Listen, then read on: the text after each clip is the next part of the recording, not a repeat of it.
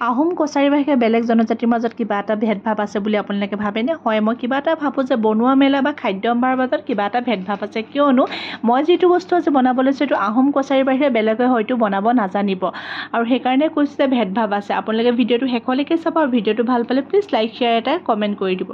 যিহেতু মই আহোমৰ ঘৰৰ জীয়ৰী আৰু কছাৰী ঘৰৰ বোৱাৰী, সেইকাৰণে মই এই বস্তুটো বনাবলৈ আগৰ পৰা জানো বুলি নকওঁ, নতুনকৈ শিকিছোঁ আৰু এবাৰ এক্সপিৰিয়েঞ্চ কৰিছোঁ। প্ৰথম এক্সপিৰিয়েঞ্চ মোৰ ভাল হোৱাৰ হেতুকে এইবাৰ ভাবিছোঁ আকৌ এবাৰ বনাইছে। মই আজি বনাব লৈছোঁ আহোমৰ সাঁজ। সাঁজ মানে কি আপোনালোকে গম পাইছেনে? যিটো মানে ৰাইচ বিয়েৰ বুলি কয়। যিসকলে অসমীয়াত হয়তো সাঁজ বুলি ক'লে কিছুমানে হয়তো চিনি নাপাবও পাৰে, ৰাইচ বিয়েৰ বুলি ক'লে হয়তো চিনি পাবও পাৰে। এইটো এটা মাদক দ্ৰব্য বুলি ক'ব নোৱাৰে, ই এটা গুণাগুণ থকা এটা হৈছে আমাৰ এটা পানীয়। আৰু এয়া দেখিছেনে, এইকেইটা হৈছে মেইন বস্তুটো। এইকেইটা হৈছে সাজৰ পিঠা বুলি কয় বা কিছুমানে সাজৰ গুটি বুলি কয়। এইটো বনোৱা হয় আমাৰ চাউলৰ গুড়ি আৰু বিভিন্ন ধৰণৰ বনৌষধি বন দৰৱেদি, যিটো নেকি বহুত মেডিকেটেড গুণ থাকে। আৰু এইখিনি কি কৰিব লাগে আপোনালোকে জানেনে? প্ৰথমতে চাউলখিনি, বৰা চাউলখিনি, মই বৰা চাউলে বনাইছোঁ। বৰা চাউলকে আপুনি এঘণ্টা তিয়াই ৰাখিব। এইটো বস্তু চেৱা দিলে ধুনীয়া হয়, যিহেতু মই চেৱা দিব নোৱাৰোঁ। এয়া দেখিছেনে, মই কুকাৰতে এঘণ্টা তিয়াই থোৱাৰ পিছত কম পানীত মই এটা হুইচেল মাৰি ৰাখিছিলোঁ আৰু এনেকৈ এখন ডলাত মেলি ৰাখিছিলোঁ।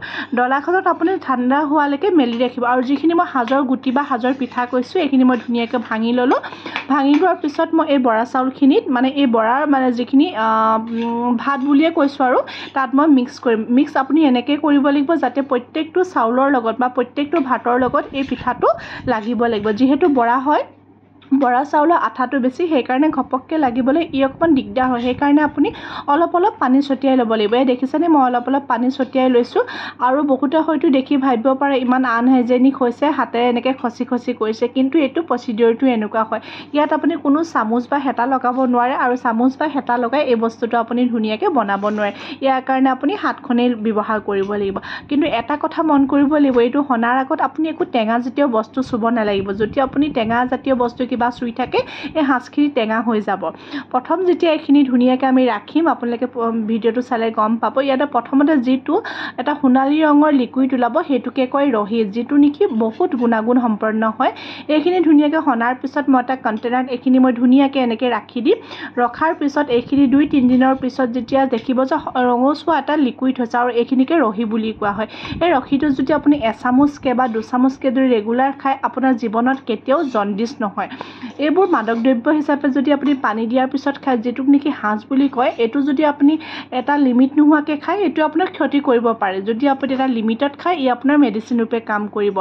এইটো অতীজৰ পৰা চলি আছে। মেইনলি আহোম সম্প্ৰদায় আৰু কছাৰী সম্প্ৰদায়ৰ মানুহে এইটো ব্যৱহাৰ কৰে। এইটো থোৱাৰ এটা প্ৰচিডিউৰ আছে। এয়া দেখিছেনে, ওপৰত এটা জলকীয়া আৰু এখন মই কাচি দি ৰাখিম। এইটো বেলেগ বাচনত থ'লে ভাল হয়, যিহেতু মোৰ সুবিধা নাছিল, সেইকাৰণে মই এনেকৈ ৰাখিলোঁ। যদি ভিডিঅ'টো চাই পালে প্লিজ লাইক, শ্বেয়াৰ আৰু পেজটো ফ'ল' কৰি দিব। Thank U.